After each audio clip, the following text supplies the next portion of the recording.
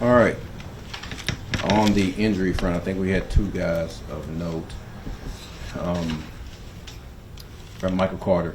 Got to see what the situation is with him. Who's the other guy that we had? Braelon. Yeah, we had Braelon.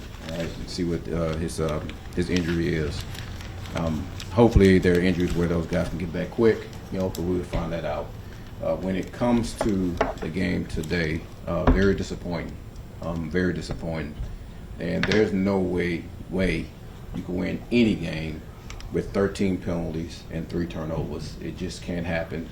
But what we have to do is go back to work. We have to go back. That's the only way that we can fix them. Really take a look at these penalties, take a look at these turnovers, and make sure we understand that we have to understand before you can win games, you have to learn how not to lose games. And we have to do a better job in that case. And we will. We will. And again, the only way to do that is go back to work. And that's what we got to do. That's what we got to do. Any questions? Aaron, you spoke. You guys seem to be on a, even though it was a loss, you seem to come off of that Buccaneer game pretty high. You found a lot of things you fought to respond like this. I mean, how disappointing is it? Very disappointing. Very. And to me, it was more or less the things that we know that you can't do to win games. We allowed that to happen. I thought our guys played with effort. Listen, I thought our guys understood the ramifications of this game. But, man, to go out there and have that many penalties and really pre-snap penalties and turn the ball over, I mean, that was so disappointing this game. But listen, I'm not losing hope in our guys at all, and I'm telling you now, we just got to go back to work. That's all we can do. That's all we can do. How impactful was the Braelon Allen fumble after what would have been an outstanding drive there? Every turnover was impactful. Obviously, that was one that's going to be magnified because it was right there, I think, at the 6th, something like that. Thought he was about to go in and score. But every turnover is impactful. I'm not about to just put it on that turnover. You cannot win this league when that happens. And I can continue saying that, over and over. But to have 3 of them and to have that many penalties is tough. Why do the penalties, it sounds so silly, but why do the penalties keep happening when it's been a point of emphasis from you dating back to OTAs? You know what? We got to figure that out. We got to figure it out. And that's the part I'm saying that's disappointing. Because, man, we go through certain times where we do a hell of a job, especially with the pre-snap penalties. And then, man, we just revert back, And listen, I know that you can't fix things in a couple of weeks and things like that, but we have to be better than that. And I know we can be better than that. How do you think Justin played at his return tonight? I need to look at the tape. I thought he did some really good things. I mean, obviously he was running around out there and made some plays with his feet. And I thought he, towards the end of that game, man, he was dealing the ball pretty well.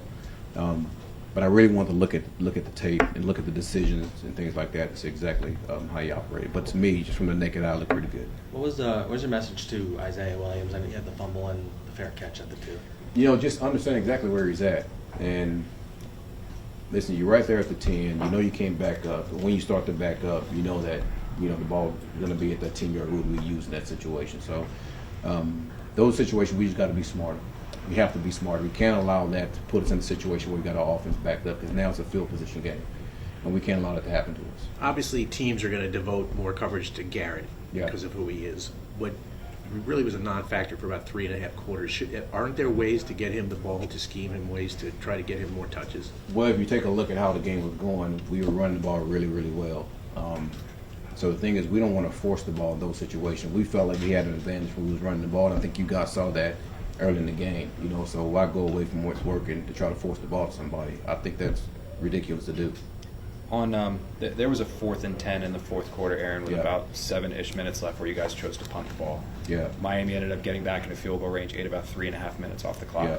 Was there any consideration to going for it there, and if so, why didn't you? You know what? I think it's tough in that situation when you look at how the game is going, the way we went offensively. I mean, we had some tough outings in those long distances. So, man, I want to give ourselves the best chance to go out there and win. Obviously, defensively, we wasn't doing as good for stopping them. So, I felt like that was the best option at that time. That was it. Aaron, you've got some guys in that locker room who've been through some losing seasons with the Jets. How do you avoid woe is me, here we go again type of malaise coming over this team? Well, listen, this is a game where, man, you're being evaluated on a daily basis. And I think those guys know that this is a totally different deal as far as being woe is me. And listen, you can always put yourself in position to win a game. And I thought we almost did it again today. All right. And I think there's hope in that, for the most part. We're just not doing the things that we have to do to finish games.